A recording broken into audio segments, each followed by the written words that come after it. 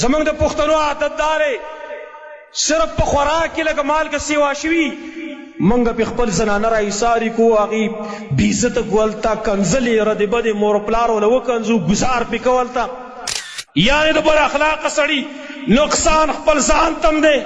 بیبي م تې تنګه ده اولاد هم تې تنګ دي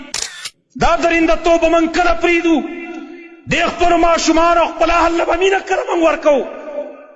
دومره بد اخلاقه چې خپل بچي ملا نه یې رپېږي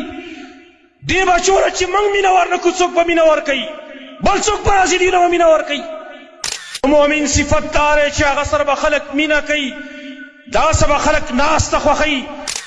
د دین اسلام خدمت کوئ ای سلفیانو ورونو هر ځای دعوت کوئ اتلو شزلمیانو ورونو زمونږ د پښتنو اخلاق وګورئ د پښتنو اخلاق هغه دې حده پورې رسېدلي دي کمزوری مخلوق په کور کې زنانه او خو خامخا انسان دی کمزوری دی کله به سالن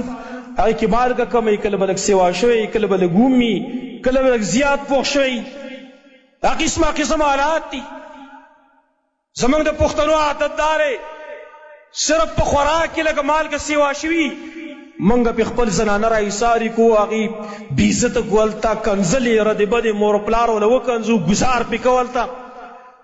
او نبی صلی الله علیه وسلم اخلاق سو امام بخاری حدیث نقل کړی دی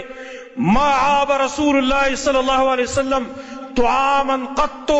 ان اشتهاه اکله والا ترکه رسول الله صلی الله علیه وسلم په ژوند کې چېرته په خوراک باندې عیب نه دی ویلی چې دا خراب دی دا ټیک نه دی دا زما خوښ نه دی که خوښ به یې ووج و به یې خوړ که نه ووج هسې به داسې پرېښود داسې به یې نه ویل چاته زما وروڼو په بد اخلاقۍ سره د انسان نیکۍ خرابېږي بد اخلاقۍ سره نبی صلی الله علیه وسلم ته ویلی شول یا رسول الله دلته یو زنانه ده هغه د شپې تهجد هم کوي روجي هم نیسي لیکن ګاونډ ته خلک ډېر تنګ دی ژبې خرابه ده بد اخلاقه ده نبی صلی الله علیه وسلم فرمایي هي فی النار دا به جهنم ته ځي د یوې بلې ښځې باره کې تپوس وکړو چې دا تهجد هم نه کوي صرف فرایض ادا کوي نوافل هم یې ډېر نه کوي اخلاق یې برابر دي ګاونډ کې ته خلک خوشحاله دی ویل هي فی الجنه دا به جنت ته ځي ویل زما وروڼو د بعضې خلکو اخلاق دومره پورې خراب شوي دي امام ابو حازم رحمت الله تعالی علیه هغه فرمایي ته ووایې چې که امام ابو حازم بېلهي زموږ د پښتنو د هغې د اخلاقو ترجماني کړې ده او د هغې اخلاق یې موږ ته ښودلي دي امام ابو حازم رحمه الله فرمایي السیء الخلق اشقى الناس به نفسه اشقى به نفسه کم سړی چې بد اخلاقه دی دلاول هغه خپل ځان له نقصان ورکولی ځان له خپله بدبختي ورکولی ثم زوجته بیا د هغه نه تنګه څئ ډېره بدبخت بیا د هغه بیبي نه چې دی په نصیب شوی دی ثم ولده بیا اولاد د هغه یعنې د بد اخلاقه سړي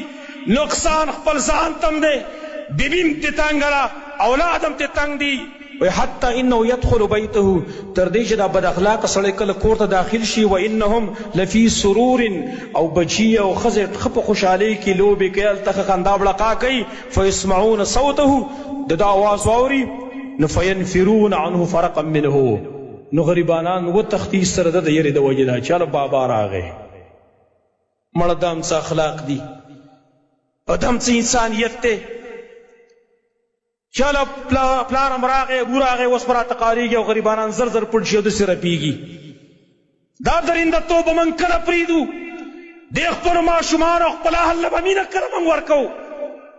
دومره بد اخلاقه چې خپل بچي ملا نه یې رپېږي دې بچو له چې موږ مینه ورنکړو څوک به مینه ورکوي بل څوک به راځي دوی له به مینه ورکوي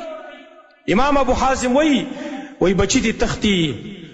وحتى ان دابته ليحيد منه يرميها بالحجاره او تر دې چې په کور کې څاروي هم تېرېږي وایي کله چې دې کور ته نو څاروي هم داسې وترېږي را وترېږي ولې دی ولي په کمرو باندې که نه وان کلبه لیراه فینظر الجدار او سپی هم ته وایي دومره یې په کور کې سپی ساتلی هغه هم ته دومره یېرېږي چې په دیوال باندې خېږي وایي دې ران نه ووتو او پیشو هم ته تښتي وایي وان القط ليفر منه پیشو هم ته تښتي چې هله کور ته راغی وایي دا زمونږ اخلاق دي زما وروڼو یاد لرئ د مؤمن صفت دا دی چې هغه سره به خلک مینه کوي دا سبا خلق ناس تخوخی. رسول الله صلی الله علیه وسلم فرمائی المؤمن معلف ولا خیر فی من لا یعلف ولا یعلف. مومن زید مینی زید محبت تے پاغشا کی اس قسم خیر نشترے چې نه په خپله د چا سره مینه کوي او نه د ده سره څوک مینه کوي. بد اخلاق او انتشار خلق ته تنگ دی.